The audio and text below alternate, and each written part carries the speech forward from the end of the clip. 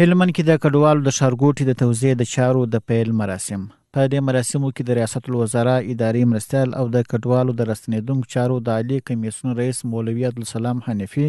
د کور او ښار جوړونې وزیر شیخ الحدیث مولوي حمدالله نعماني، د هلمند مرستیال والي مولوي محمد نبی حماس ځایي مسؤلینو فني او تخنیکي ټیم حضور درلود. په پرانیستي مراسمو کې د هلمند مرستیال والي مولوي محمد نبی حماس د یو ستر او حیاتي پروژه یاد کړه. ویل چې د شوراب دښت د څیرمه د کډوالو لپاره دا ښارګوټي په معیاري ډول جوړیږي. دمغه نظام او اولس چې الحمدلله دا نظام جوړ لدغه اولس ده، د اولس او د نظام ترمنځ پر اتحاد اتفاق او دلته هیڅ نوعه فاصله او تفرقه شتون نه لري. نو موږ په ګډه همکاري باندې د خپلو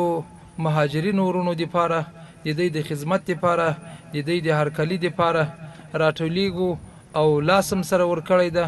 چې دوی په خدمت کې خپله خوله توکو او ځانونه پکې ستړي کو او د دوی هغه حقوق چې شریعت مقدسه دوی ته ورکړي دي له هغوی دوی برخمن سي. د ریاست الوزرا اداري مرستیال او د کډوالو د راستنېدونکو چارو د عالی کمیسیون رئیس مولوي عبدالسلام حنفي وویل د اسلامي امارت د زعیم د امر پر اساس عالی کمیسیون ته دنده سپارل شوې چې د کډوالو ستونزو ته رسیدګي وسي. د یوې د عالی کمیسیون تر چتر لاندې 12 کمیټې د کډوالو د ورځنیو چارو او ورسره په بیړني توګه مرستې کولو باندې بوختې دي. ښاغلي حنفي وویل راغلو کډوالو ته به د کورونو لپاره رهایشي نمرې توزیع سي او ورته به د کار او روزګار زمینه هم برابره سي. او بل بخش هم دوی ته د مځکې اجاره ورکول دي تر څو په افغانستان کې خپل زراعتي چارې یا د مالداري باندې مصروف سي او خپل ته یو روزګار حلال رزق پیدا کی. او بل بخش هم د زمونږ هغه مهاجرین ورونه په افغانستان کې هیڅ اوسېدو امکانات نه لري، نه کور لري، نه مځکه لري، نه جایداد لري. زمونږ د کمیټې لخوا مستحق وپېژندل سي، هغوی ته یوه نمره مځکه ورکړه ده. جناب امیر المؤمنین صاحب لخوا مکمل طرز العمل په دې حق له منظور شوی دی. د کور او ښار جوړونې وزیر شیخ الحدیث مولوي حمدالله نعماني وایي دا ښارګوټي په داسې پرمختللي ډول ډیزاین شوی چې ټول سهولتونه پکې په نظر کې نیول شوي دي چې مدرسې، ښوونځي، روغتیايي مرکزونه، سړکونه، تجارتي ځایونه، د لوب ځایونه په پلان او ډیزاین کې نیول شوي دي چې د معیار برابر به جوړیږي.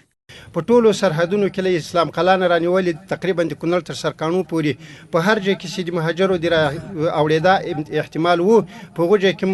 اسلامي امارت یو مرکز ورته جوړ کړو او ټول لازم سهولیات لکه د صحت سهولیات، د پاکو اوبو سهولیات او د شپې د تیر سهولیات او د تشنابونو د بار خدای په عاجل وخت کې ټول ورته برابر کړو.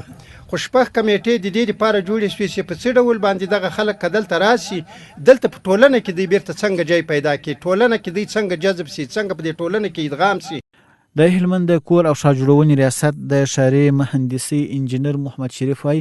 دا ښارګوټي لومړی پاس په 15,000 جریبه مځکه کې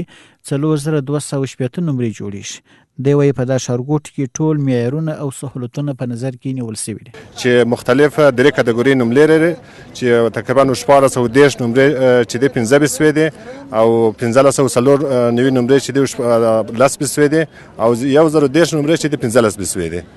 2 تنه کډوالو امان الله او محمد رحیم له اسلامي امارت مننه وکړي چې د کډوالو لاسنیوي او د دوی لپاره د ژوند تیرولو ښه فرصتونه ورته چمتو کړي دي. دوی وایي د نور افغانان په څیر به له عزته ډک ژوند په خپل هیواد کې پیلوي او د وطن په آبادۍ کې به خپله انرژي مصرف کړي. زه داسې خوشحاله یم چې اوس کاغذ خو نو اوس راکړه ځمکه راکړې لکه سړی چې ګر سره د اسمانه ځمکې ته راولوېږي دونه خوشحاله هم دې خدای لره خدای د کامیابه لري، هر څه یې راسره کړي دي، هر څه چې د دوی په وس کې هغه یې راسره کړي، هم شکر یې رسېدلي دي. پاکستان کې خو بس ورور خپل د سر نه و، نه یو ښار ته تللی سولو، نه بل ځای ته تللی سولو، ټینګ به کړو دونه پیسې راکړه بس که نه بیا دلته به ښه ابادي کوم، ښه زندګي به کوم، ښه ژوند به کوو که خدای کوله، ښه